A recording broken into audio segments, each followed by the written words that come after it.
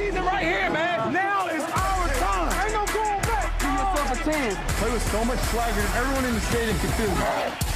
Wentz fires, touchdown! Birds 10, Cowboys. Running game's just going nowhere tonight. Goes to Sanders, he's in! Miles Sanders doing a little bit of everything. They've got him back at the 46! It is 4th down. Can the Eagles stop them here? Prescott firing deep, and it is incomplete! Dak Prescott was not at his best. We all expected to leave here as NFC's champs. It's very disappointing. So it's the Eagles with a win-in scenario after all that today. All they have to do is win at Giants or hope the Cowboys lose. And the Cowboys could clinch still with a win and an Eagles loss and back into the playoffs like Michael Irvin backed into his parking spot for yesterday's game day morning meeting. For the moment, though, let's send things out to Texas once again to Jane Slater. Somebody's spot? Yeah, and Rich, if you ask the guys around the locker room if they'll be doing any scoreboard watching today, you'll get different responses. Wide receiver Amari Cooper says he might glance up a time or two during a timeout. As for tight end Jason Witten, he says he would like it if he had no way of knowing what's going on in that game. Still, the Cowboys are going to have to focus on this one, and to get through it, they're going to need Dak Prescott, their quarterback, to play better than he has in recent weeks. But that injured shoulder certainly limited him against the Eagles last weekend, and he didn't get any throwing time during practice at all this week, Rich. Only one win, Jane, since the Cowboys won in Detroit in Week 11 to go to 6-4 on the season. It has just been a brutal 5-game stretch for Dak as well as the Dallas Cowboys. And Dak, who has been terrific all season long, talking about his contractual situation, et cetera, had this to say. I mean, honestly, he's had not even a crossword to say, essentially. Had this to say when asked about today's game perhaps being Jason Garrett's last. No, I think it's the last game on mine as well. So I'd be damned if I speak on anybody else's future or their place. I mean, you're finally beginning to see maybe something bubbling underneath the surface. Certainly since, we don't know what Dak's going through physically to get ready for these games, and his main protector won't be there today, and Tyron Smith at least not expected. Is he? Well, I'll just give you the floor. What do you think of that? In line with the question right there. That was a hell of a setup right there, Rich. I mean, he was. Well, I mean, setup. You could say about table setting might be the way to put it. Table setting. That was a table setting. But look how you put it in that corner. He was just saying it's the last day on his contract too. Why are you stepping up on me? Let's get I'm on my mark of this man. Is he still a franchise quarterback? I mean, yes, he is, man. Let's stop playing, guys. I understand the last few weeks hadn't gone exactly like they wanted it to go. But we all know this kid. First of all, this kid is tough. He's playing through injuries because he knows a 75% him gives the Dallas Cowboys a better chance, than 100% Cooper Rush. That's just the reality. 305 yards away from eclipsing Tony Romo's just 49-03 single-season passing record. I agree with you, but I'm just stepping in here. I don't think the question is him or Cooper Rush. It's somebody else that they potentially could bring in next year. But I'm not talking about that. What I'm talking about is what he's doing right now. He is showing why he's a franchise quarterback, because what he's doing is sacrificing. He's hurt. He has a lot of money on the table, but nothing's more important than him staying on the football field with the rest of his football team. Bring it in. Let's talk about why am I stepping up on him. Hey, that was a good table setting just then. Instead of a setup. I mean, that was a table setting setup. Kim Jones is in MetLife, where the Eagles could make the playoffs with a win today. They can indeed, Rich Eisen. And Carson Wentz, already without his veteran receivers, won't have their terrific tight end, Zach Ertz, today. It's former Houston quarterback, University of Houston quarterback Greg Ward Jr., who has emerged as Wentz's best receiver.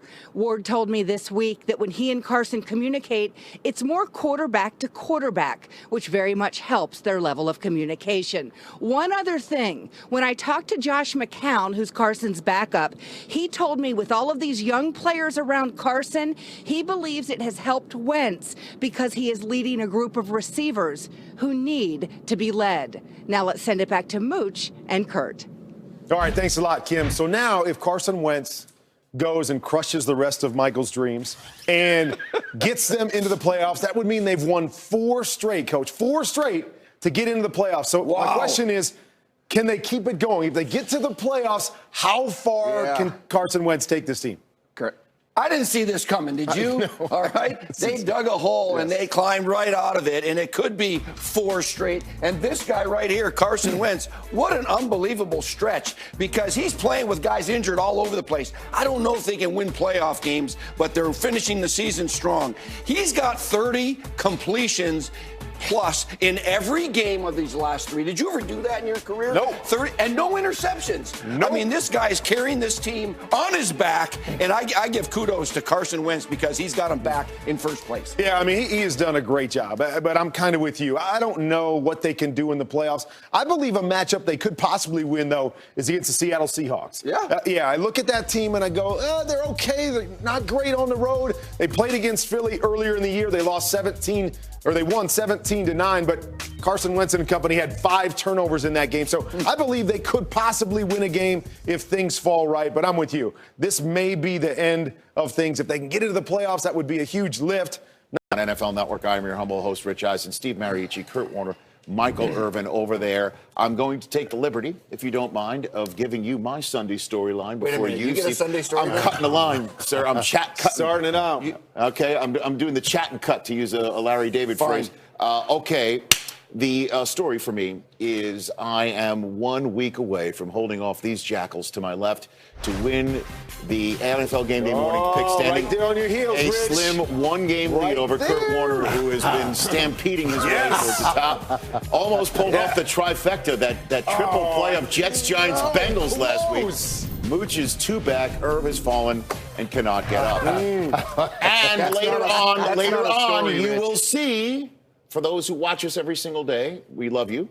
Those who don't, I'm going to bring you up to speed. Later on, Michael Irvin will choose first every time to ensure the fact that he will not choose his picks based on what I choose, so he can try and catch up. These are what, for you children out there, are anti-cheating rules that we have put into place for NFL Game Day morning. That said, now, Steve Mariucci, the floor is yours for your Sunday storyline. And Rich, you can't change the rules as we go, okay? I'm just telling you that right now. All right, I got a Sunday storyline.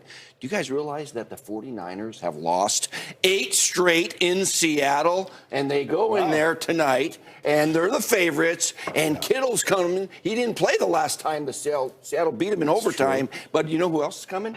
Oh, yeah, beast mode. Marshawn Lynch is showing up with his Skittles, and here we go. This place is going to be wild, and everything's on the line. The division title, the #1 seed. In fact, there are still 4 teams that are possible #1 seeds in the NFC. The Niners, the Seahawks, the Saints, the Packers.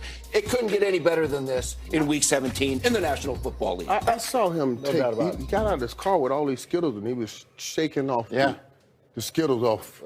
His business manager did work before he got back to business. He was ready, right? Yeah. That was fun. All right, well, here's the thing. When you're playing, there's kind of a hierarchy. Of course, you don't want anybody else to win the Super Bowl. But if somebody's going to win the Super Bowl, you don't want it to be anybody in your conference.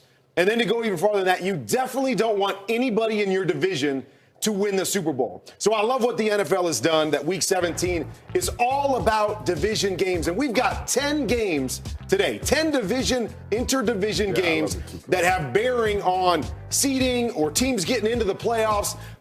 Teams that aren't even in the mix have a chance to affect somebody in their division and where they end up.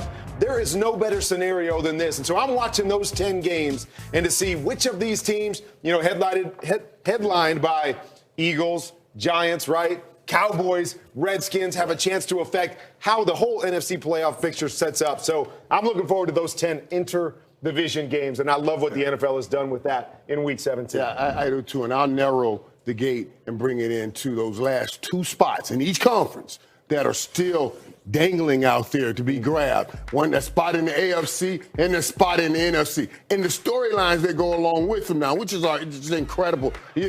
Are we talking about the job Mike Tomlin has done and Mika Fitzpatrick and that defense with the Steelers and what they're doing? Are we going to talk about these new triplets and what they're ready to do in Tennessee as they embark upon it? Are the Dallas Cowboys? Oh, boy. Here we go. Can they have one of those great journeys and great stories that saves a super story that ends up in a super place that saves a super dude's job. That's what it is. It'll save a super dude's job. Or can Pennsylvania rise again? Right. And if he